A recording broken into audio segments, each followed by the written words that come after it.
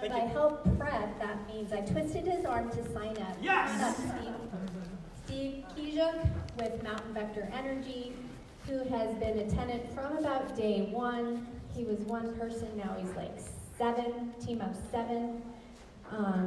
Cool energy company, so come and tell us your story, Steve. I'm a good arm twister. Hi, folks.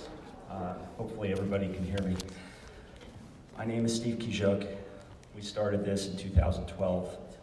We've been intentionally quiet about our business, and we really wanted our customers to shape our product and our velocity going forward. So 7 years into it, I'll give you the quick rundown and then leave plenty of time for questions. Hopefully my mouse will do what I need it to do here. So today we manage about 30 million square feet, 46 million in utility spend across 868 locations. And our focus is reducing customer operating cost through the optimization of electric, gas, and water. So their fundamental utility spend is something that we work to optimize. Our customers don't have a data problem. They have an information problem. So managing energy, gas, and water today in the utility industry, how many people in the audience get your utility bill once a month? Everybody. Imagine running a $20 million a year or $50 million a year utility spend in 30-day cycles. In the modern era, it just perplexed us and continues to perplex us in the course of our day-to-day business. That's $57,000 per day. And you have to wait 30 days and then another 15 to get your bill to understand the mechanics of that utility consumption. So our goal is to change this. We want to transform that. We think some of our cars are smarter than this system, and we'd like to be able to see all of this and manage it in real time. This is our team, some of whom are here: Bruce, Matt, Danielle. It's an interesting group, a mixture of operations expertise with Matt out of semiconductor. Madeline's an engineering physicist. Paige has her master's in mathematics. Danielle comes from bioscience. Bruce can code anything. Both firmware, software, full stack, database, the whole nine. So we're very lucky to have that capability.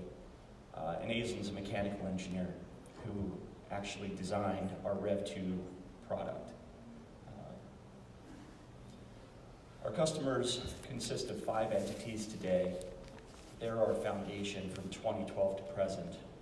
They include Albuquerque Public Schools, City of Albuquerque, Presbyterian, N-Cycle that does algorithmic logic in the cloud for HVAC systems, and Imbala, who does distributed energy resource management software, so that's grid edge balancing technology from a software perspective. And we actually deployed the first major DERMS project right here in New Mexico for a program that we support in market called PNM Peak Saver. We have some channels developed as well. We haven't been very active selling into those channels just based on we've been pretty busy. And of course our affiliations, and most recently we've been recognized as sort of a top 100 company and a fastest growing company in Albuquerque. Our customer landscape has a lot of variables in it. You've got a customer organization, you've got a bunch of infrastructure in terms of meters, systems, and original equipment manufacturer components, which are shown below, and then business systems. And the question is, how do all of these things interact in terms of a layered data set so that you can get to information that helps you make decisions and do things that save money, or optimize, or reduce waste. And every dollar of cost savings that we've identified for our customers are actual waste reduction opportunities.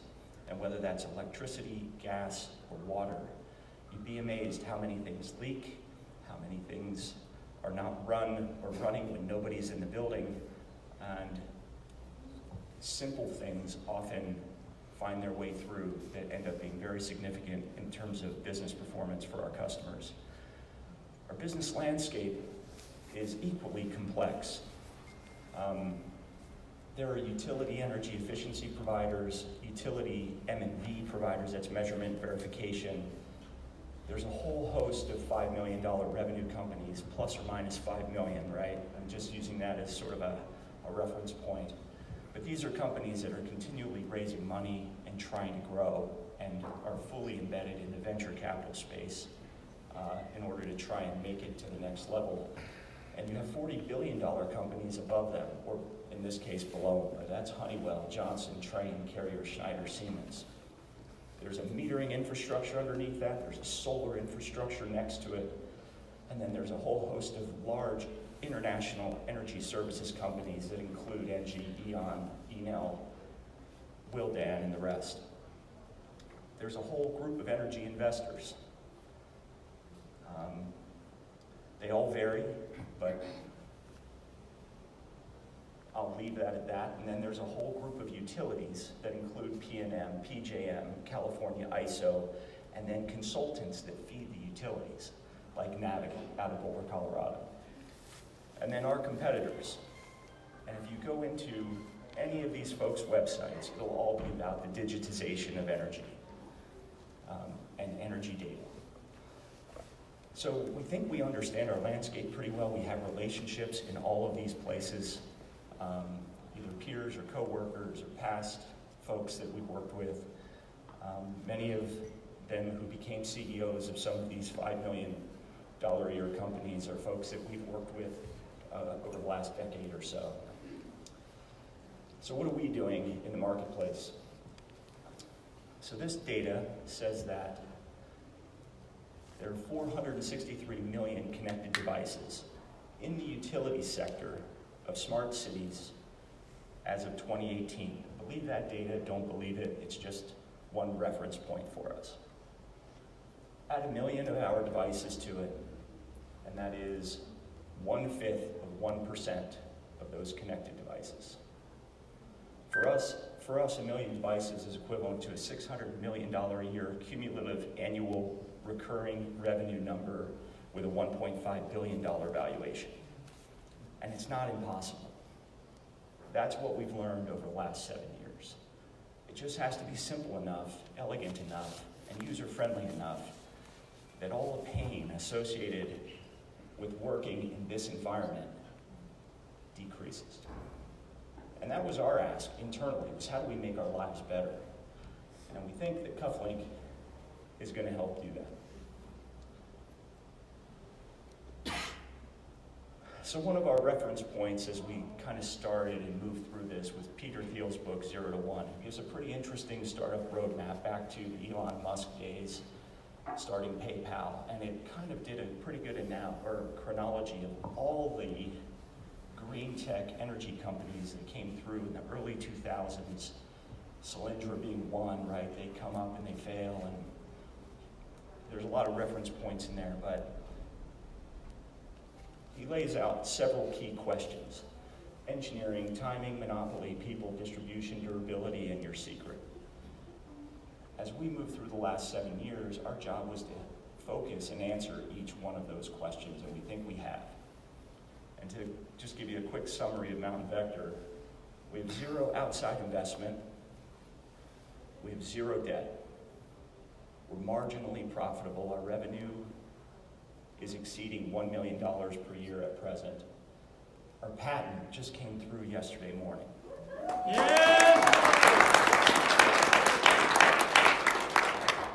And the patent is a whole story in and of itself, but it was a 4-year process. 1 year we spent just developing the patent before we ever submitted.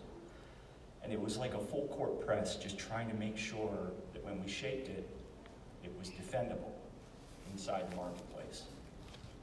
So we're proud of that, but we'll see how all of that progresses as it relates to that secret and how we're able to protect that secret. We have a scalable R1 product built. It's in the field with paying customers. And our Rev 2 is on the shelf downstairs, waiting for Bruce to connect to it. And but we're really happy about that too. It's very interesting. And we've got a recurring revenue model which points to the scalability of what we want to do going forward. So to bridge this information gap that we experience with our customer base, we built CuffLink.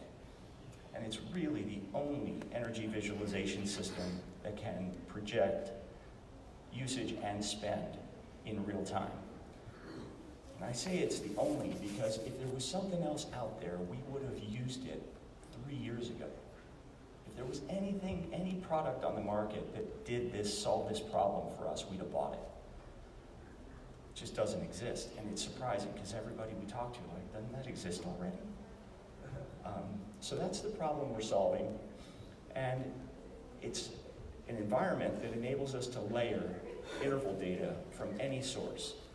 And we don't care if it's already censored or if we need to put our sensors in place to bring the data in. What we care about is the result, the output, not software as a service. We care about achievable business results for our customers. So electric, water, gas, solar, building management systems, batteries, any kind of sub-meter infrastructure, wind, air quality, environmental, anything that you can censor can connect to CuffLink and be brought into our portal so that we can make sense of it to help our customers, and cheaply. So in measurement and verification today, everybody likes linear regression as sort of the approved standard. Linear regression involves quite a bit of averaging and statistical validation. And everybody likes R-squared values to kind of tighten up where that statistical validation occurs.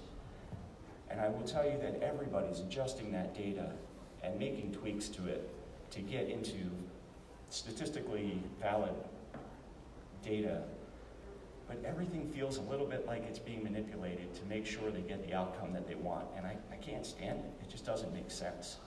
I'd much rather look at a raw data set and let that data talk to us than apply all of these systems to try and get into an IPMVP certified measurement and verification situation. So if I change a chill water set point on a chiller at Press Downtown Hospital, should I have to wait 45 days to see what the energy impact of that change is? I want to see it right then and there. Because those are the things that we need to be able to quantify to run our business in real time. And in any advanced business environment like Intel, they're running their factory in real time. All we're trying to do is bring that same methodology into existing buildings, existing operations, existing systems. So it's pretty simple from that perspective. Utility rates, upgrades, ice farms, schedules, peak demand, set points, demand response, electric vehicles, Internet of Things applications, you pick it. We just want to be able to interact with it in real time. The way this looks for us is we've got a portal. It can API or take data from anywhere and bring it in and make sense of it. We run into stranded meters, systems that aren't connected to the internet, or disparate software platforms that have data. So you'd probably be surprised that all solar infrastructure is tracked on a separate software platform independent of how a building is managed from a computer-based system. Why aren't they integrated? Why can't you see them interact together? And we think there's an opportunity there to try and address that. We view ourselves as your data and sensor company. We built this to make our lives better, plain and simple. A lot of systems measure and record discrete values, but it's really the layer of those values that help our customers. And that is really it in a nutshell. Hopefully that didn't take too much time.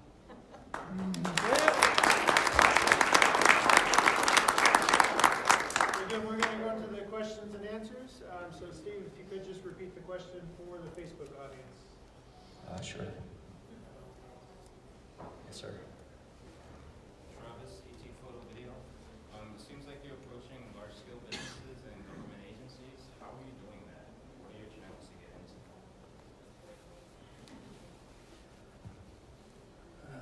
Yeah, so the question is, our customer base is large C&I, commercial, industrial. How do we connect with them? So our current customer base helps us connect with them. Everything that we've done is really word of mouth. We don't have a sales team. We have not been hammering the phones and setting meetings. We haven't grown to that scale yet. I would like to, but it is a function of revenue or a function of external investment if we're going to speed all of that up. Your question is really a sales cycle question, because the larger the organization, the more complex the sale. And it has long lead times and lots of protocols and hoops to jump through in order to get those deals across the line. The short answer to your question is we've gone in with professional services contracts that were below the threshold that enabled us to get our foot in the door and start. And we've been able to work those into larger multi-year RFP competitive bid selections to help us grow. But we've been at this 7 years. It takes time and an insane amount of perseverance to get through those hurdles to grow. So, okay, so we were at 1 million revenue. How are we going to get to 5? Right? Can 7 people do that? Probably not. Can 25? Yes. So that's the question we're trying to ask ourselves and answer at this point in time. Does that help? A lot. Okay. Thank you. Yes, ma'am. My name is Ayana, and when I was listening to your presentation, I was really interested in your background. How you got into this direction with your company. What did you study in school? What were you doing before you started the company? Uh-oh. Yeah. Secret? No. What was the So- question, Steve? Yeah, the question is, who am I? And that's the most, yeah. The one thing I do the least, or like to do the least, is talk about me.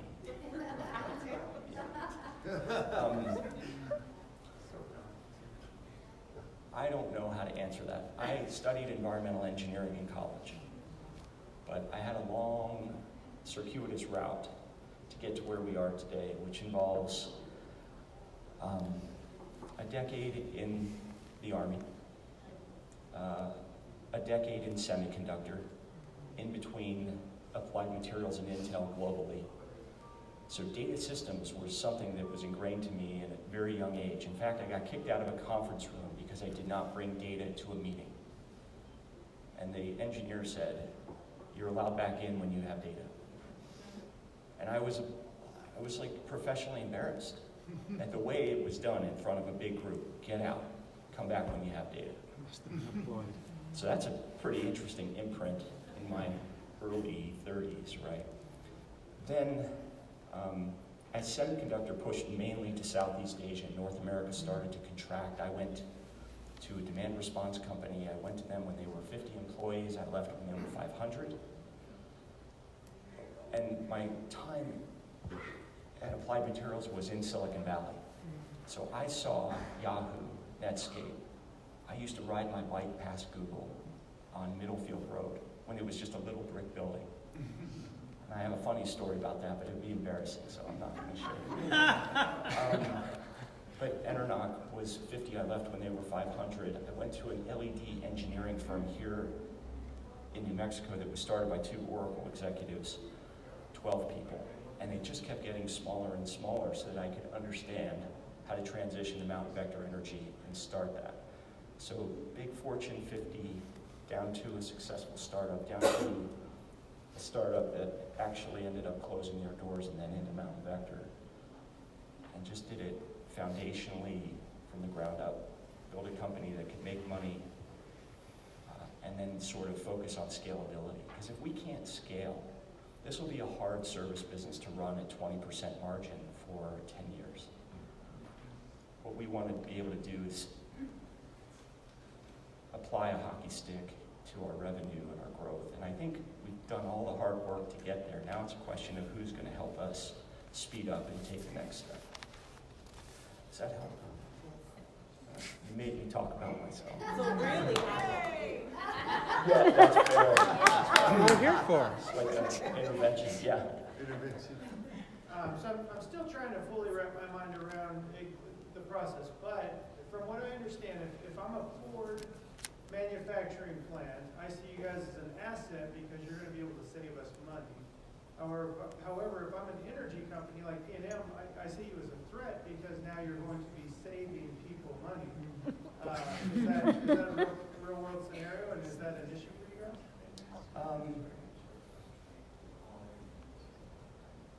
So if you're a utility and you view Mountain Vector Energy as revenue erosion, I will share with you that that is legacy thinking. Because data is going to drive this thing with or without that instrument. Now we need the utilities and their infrastructure, and it's not fair to them to be treated as a battery, right? Meaning you only use them when they're needed. They've got to be able to support that infrastructure, and if you really looked at their books and understand how much investment is required to build a peaking power plant, you need that, because solar isn't going to be there for you when the sun's not shining, and you're going to need a viable commercial replacement. Now, batteries may get there, but they may not all the way be there today. So I have a philosophy on this. I mean, if you go back and look at Kodak, they were a film company, right? And they were doing pictures. And number one on their threat board was a digital camera, and they still missed it. Even though they invented it. I'm sorry? Even though they invented it. Yep. Number one on their threat board, and they still missed it. So I think this digitization piece is being helped by companies like IBM and Trend, JCI, Siemens. All the big players are behind it. But the real innovation doesn't necessarily happen in those $40 billion environments. They happen in the startups. So we're going to push that and push that innovation with our patent forward, and we'll see where it leads. I hope that's a fair answer. And we have time for one more question. Go ahead. I'm sorry. Sorry. Go ahead. Jonathan Sanchez, Hempology and Enchanted Consulting. It's kind of, so what one question is let's say we had multiple locations that were using your platform. Can we get all of that data into one central point so that we can look at it as far as the overall spread of Absolutely. utility? Okay. Absolutely. So you can do it in our system, or you can do it in yours. Okay. We don't care where that data comes together. Yeah. So if you have a huge IT infrastructure and you would prefer all the data behind your firewall so that you can use your own internal platform, we're fine with that. Mm-hmm. All that we care about is the result and the ability to get to that data. Cool. But at some point, it would probably be API from the Cufflink portal Yeah. over to your system. One suggestion is potentially to start looking into the hemp sector, because efficiency is going to destroy us as efficiency of the larger companies getting involved. So if we can really get ahead of that and start understanding how efficiency interacts with our industry, I think that would be a really good place. So especially with all the money getting involved. Fair enough. So two wrap-up questions, red or green? Christmas. All right. Yeah. That's the right answer. Sorry, Jason. And how can this community help you? Well, I meant to start by just saying thank you to FAPI, and thank you to NMTC, and thank you to the community. We've been in this building since we started. And all of the different resources that we've interacted with in this building, within the community, have all been helpful, and have all provided different perspectives on general business in New Mexico and how to behave and operate in this space. So I think the answer to your question is thank you, first and foremost. And I would just say continue to interact and collaborate and help each other, and that would be the best thing for us.